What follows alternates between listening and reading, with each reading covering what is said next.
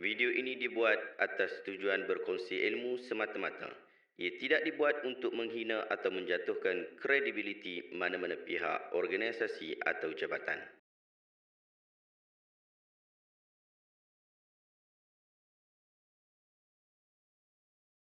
Assalamualaikum warahmatullahi wabarakatuh. Saya Syekh Habuddin. Terima kasih banyak kerana anda berada di channel YouTube saya dan terima kasih banyak jika anda telah tekan butang subscribe. Kalau belum tekan butang berkenaan, tekan butang itu sekarang. Jika ada video-video yang bermanfaat, insya-Allah akan ada di feed YouTube anda. Baru-baru ni kami di Syekh Habuddin Ahmad YouTube, kita telah buat satu video, satu podcast bersama dengan Kapten Hafiz Firdaus bersama dengan Puan Nurmaliza yang dimoderatorkan oleh Pusulat Hitam, yang pada waktu ketika itu saya tidak ada kemampuan untuk hadir disebabkan kesihatan yang tidak begitu baik pada waktu itu, dan kita berbincang berkaitan tentang kenyataan daripada Ustazah Asma Harun, dan anda boleh tengok kenyataan itu atau video berkenaan dalam link yang saya letak dekat bawah. Cuma hari ini kita nak buat reaction juga berkaitan tentang isu berkenaan, tetapi yang akan berikan reaction ini adalah Dr. Muhammad Asri Zainul Abidin. Jom kita tengok dulu video berkenaan sama-sama, lepas tu kita akan terus tengok video reaction daripada Dr. Muhammad Asri Zainul Abidin. Jadi Ustazah, bila macam mana pula mengenai kalau seseorang lelaki itu berkahwin, bernikah tanpa pengetahuan izin daripada pengetahuan. Kalau kita tanya soalan, menyakiti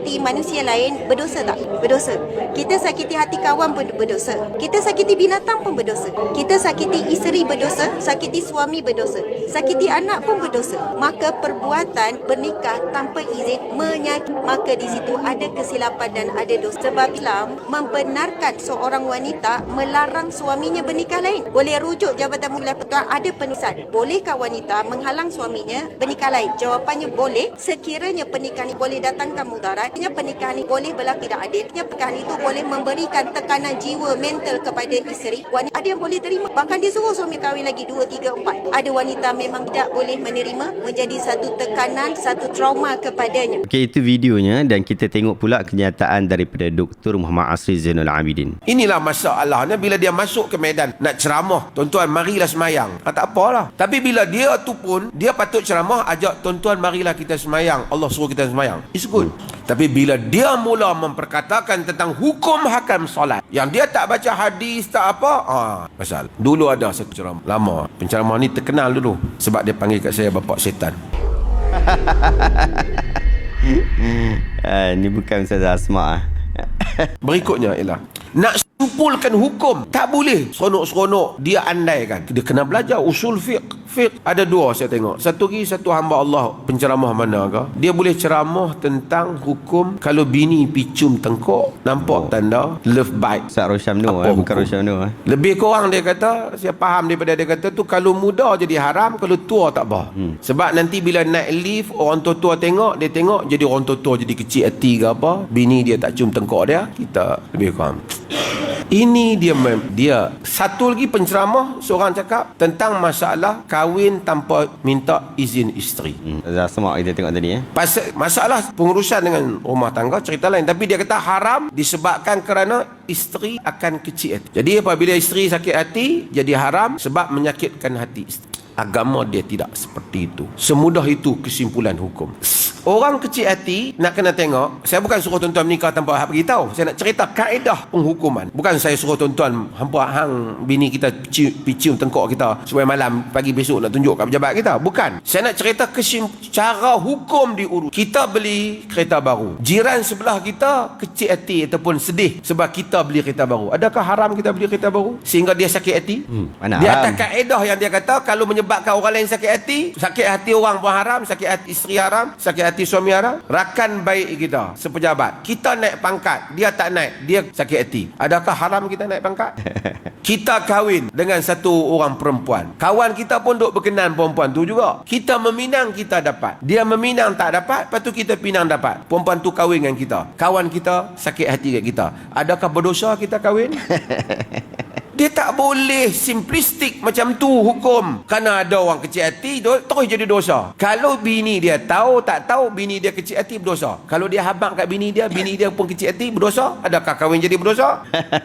Saya bukan suruh tuan-tuan pergi kahwin dua ke apa, tapi cara merumuskan hukum tu salah. Dia dalam TikTok dia ada cakap salah cara merumuskan hukum begitu. Kalau orang tu sakit hati dan sakit hati tu ada kesalahan di pihak kita, kita sengaja nak bagi dia sakit hati, kan? Kita memang tujuan kita bagi dia sakit hati, dosa lah. Pasal apa abang menikah lain? Saja aku nak bagi hang sakit hati, dosa lah. Tapi kalau dia kahwin kerana mungkin isteri dia dah tak mampu nak layan dia, takkan dia nak pergi cerai isteri dia, takkan nak hari-hari nak bermasam muka isteri dia. Dia kahwin lain satu hari, kemudian dia kahwin lain satu hari, dia tak zalimi isteri yang pertama dan tak zalimi isteri yang kedua, ataupun dia isteri yang kedua tu memberi ruang kepada isteri yang pertama. Ambil lah ke isteri yang pertama 29 hari, sehari pun tak apa untuk dia. Misalnya cikgu bakal senyum tapi tak berani.